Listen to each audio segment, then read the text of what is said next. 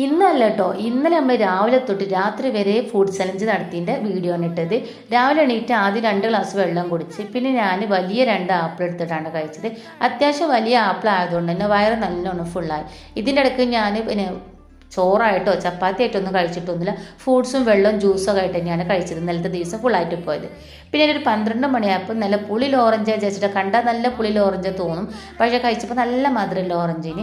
അങ്ങനെ ഞാൻ ഒരു ഓറഞ്ച് എടുത്ത് കഴിച്ച്, പിന്നെ ഞാൻ അതിൻ്റെ ഇടയ്ക്ക് ഇതേപോലെ തന്നെ 2 ഗ്ലാസ് വെള്ളമൊക്കെ കുടിച്ച്, പിന്നെ ഒരു 3 മണിയായപ്പോൾ ഞാൻ മുന്തിരിയാണ് കഴിച്ചത്.